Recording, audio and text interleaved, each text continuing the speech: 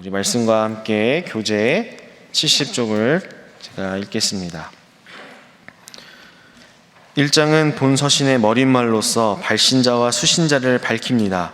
그리고 빌립보 교인들을 향해 축도를 함과 아울러 빌립보 성도들로 인한 감사와 중보 기도를 기록하고 있습니다. 이어서 바울은 예수 그리스도의 심장으로 빌립보 교인들을 사모하고 있는 깊은 애정을 표현하며 그들의 사랑을 지식과 분별력으로 더욱 풍성하게 해주시기를 하나님께 기도합니다. 또한 빌립보 교인들에게 투옥된 자신의 근황을 알립니다. 그런데 옥에 갇힌 자신의 상황이 도리어 복음 전파에 유익이 되었다는 사실과 이로 인해 자신이 옥에서도 기뻐하고 있다는 것을 말합니다. 더 나아가 자신의 삶의 동기와 목적은 오직 그리스도이며 살든지 죽든지 자신을 통해 그리스도께서 더욱 존귀하게 되는 것임을 말합니다.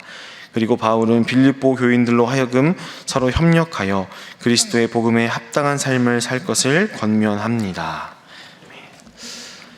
네, 오늘부터 우리 기쁨의 서신 또는 우리 옥중 서신이라고 불리는 빌립보서의 말씀을 우리가 함께 살펴보도록 하겠습니다.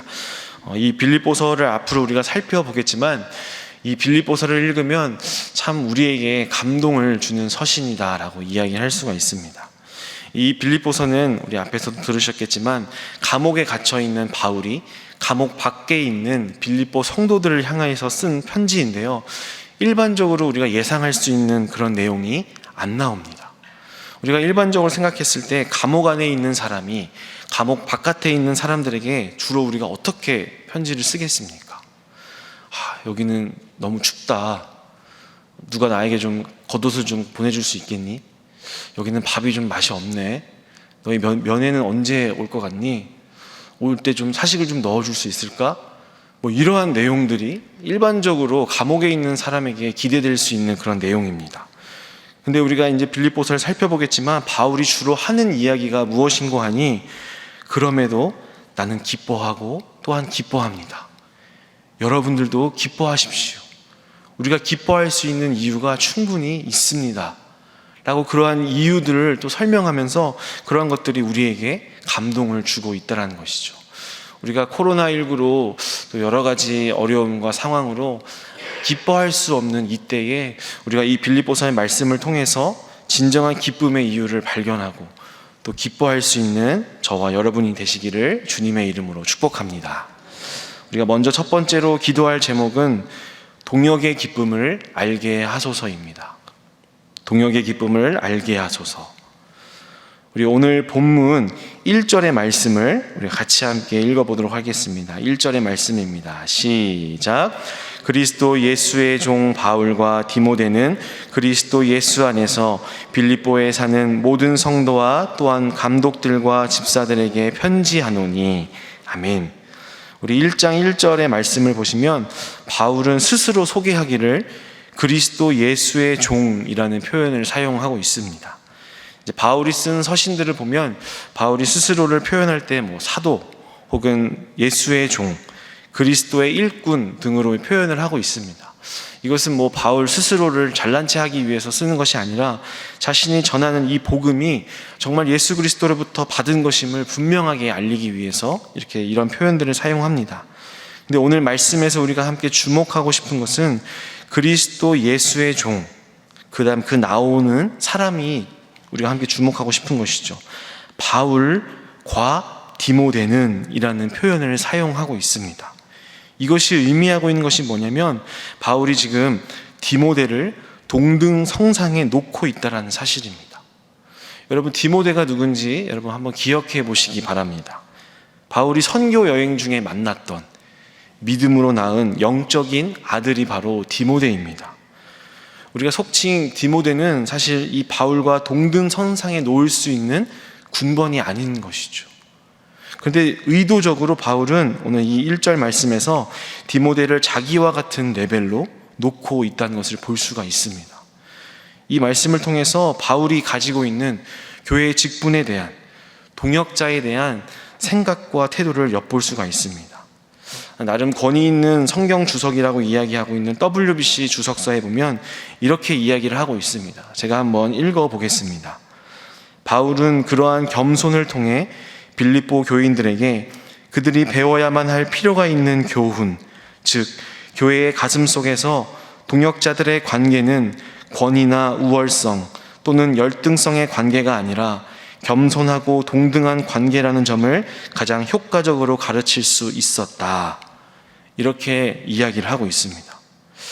여러분, 참 이 내용은 오늘날 한국교회가 놓치고 있는 중요한 초점이기도 합니다. 오늘날 교회의 직분은 마치 계급화가 되어버린 것 같습니다. 그리스도 안에서 똑같이 구원받은 형제요 자매였는데 어느 순간 직분을 받더니 목에 힘이 들어가고 말에 거침이 없어졌다라는 그런 이야기를 듣게 되는 것 같습니다. 여러분, 신약 성경 곳곳에서 말하고 있지만 교회의 직분은 엄연히 기능직입니다. 그런데 계급과 신분과 권세가 되어버린 것 같은 모습을 보게 됩니다. 교회에서 세례를 받고 일정 기간이 지나면 집사 직분을 받고 또 일정 기간이 지나면 권사나 장로가 된다고 생각을 합니다. 그렇다 보니까 마치 계급제도처럼 인식이 되어버린 것 같은 모습을 보게 됩니다. 그러다 보니 어떤 성도가 한평생 오랫동안 신앙생활을 했는데 권사나 장로가 되지 못하면 신앙이 별로 좋지 못한 사람으로 생각하기도 합니다. 그러나 여러분, 정말 다 그런 것입니까? 건강상의 여건이나 특수한 형편으로 인해서 직분을 감당하기 어려운 성도라고 한다면 비단 신앙이 훌륭하다고 하더라도 직분자가 되지 않을 수 있습니다. 사실 건강한 또 성숙한 교회라고 한다면 모든 성도들이 직분과 관계없이 동일하고 올바르며 성숙한 신앙을 갖는 것이 당연한 것입니다. 여러분, 저도 목사이지만 목사도 마찬가지입니다. 목사라는 것도 특수한 계급이나 권세가 아닙니다. 교회 공동체에서 말씀을 선포하는 것, 또 성례를 집행하는 것, 권징과 축도라는 기능을 감당하라는 그 직분을 맡은 한 성도입니다. 하지만 때때로 우리 성도님들이 목사님들을 향하여서 얼마나 많은 사랑과 섬김을 베풀어 주십니까? 지속적으로 귀한 그런 섬김과 봉사를 받다 보면 저조차도 내가 뭔가 남들보다 더욱 특별한 직분을 받은 것인 양 착각할 때가 있습니다. 여러분, 우리 모두는 우리 안에 있는 죄성이 있기 때문에 우리가 한순간도 깨어있지 못하게 된다면 나도 모르게 교만해질 수 있고 이러한 착각을 빠질 수가 있음을 우리가 꼭 주의해야 할 필요가 있습니다. 그러나 오늘 말씀의 바울은 함께하는 동역자에 대한 바른 인식과 태도를 보여줍니다. 내가 그리고 저 사람이 무슨 직분이고 나이가 어떠하고 많이 배웠는지 아닌지에 상관없이 하나님께서 함께하게 하신 동역자이기 때문에 그 누구도 우월하게 보거나 열등하게 보거나 그렇게 보는 것이 아니라 그저 같이 주의 교회를 위해서 섬길 수 있음이 기쁜 것입니다. 사랑하는 신일의 모든 성도 여러분, 우리 교회도 지금 항존직 선거를 진행하는 중에 있지만 여러분 꼭 기억하시기 바랍니다. 직분은 기능의 문제이지 위치는 동등하다는 것. 그렇기 때문에 나의 직분에 대해서 교만할 것도 부끄러워하거나 낙심할 것도 없고요. 우리는 여전히 서로를 향해서 동등하게 똑같은 그리스도 안에서 형제님, 자매님이라고 부를 수 있어야 합니다. 그때 비로소 주님께서 허락하신 동역의 기쁨을 누릴 수 있음을 기억하시고 참된 동역의 기쁨을 누리는 저와 여러분 되시기를 주님의 이름으로 축복합니다.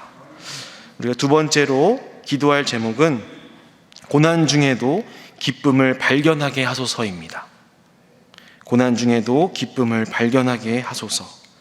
우리 오늘 말씀 12절 말씀과 18절 말씀을 함께 읽어보겠습니다. 우리 먼저 12절 말씀을 함께 읽어보겠습니다. 시작. 형제들아, 내가 당한 일이 도리어 복음 전파의 진전이 된 줄을 너희가 알기를 원하노라. 아멘.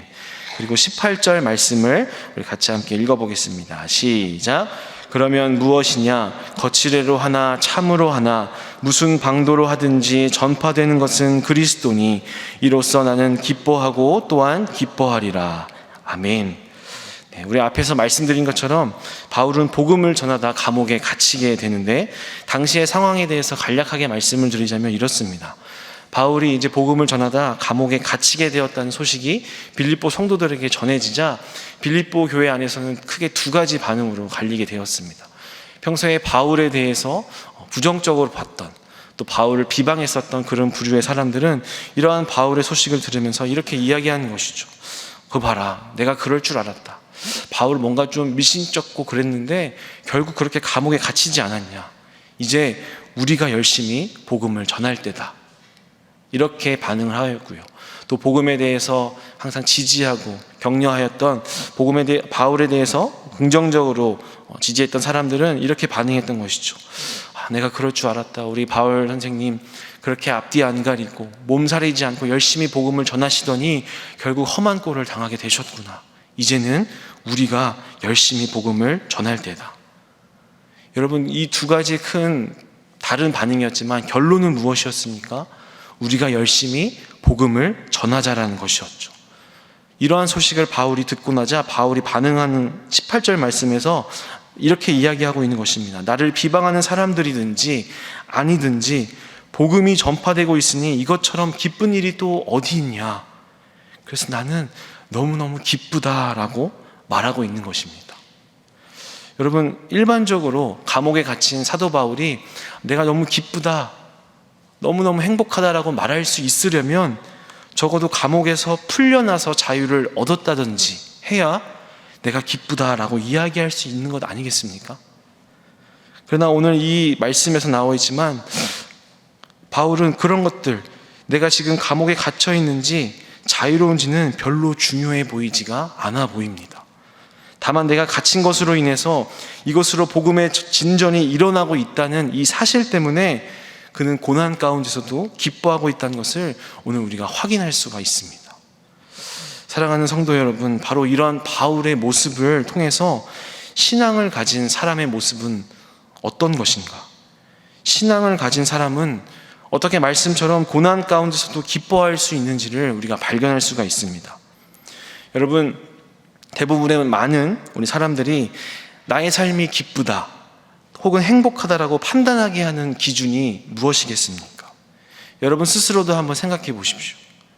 아마 대부분 내 인생에서 내 나름대로 가장 중요하다라고 생각하는 것들, 예를 들면 건강이 됐든지 물질이 됐든지 가족들이 잘 풀리는 것이라든지 원하는 모든 것들이 성취되는 것이라든지 이런 것들이 나의 기쁨과 슬픔을 결정하는 기준이 됩니다.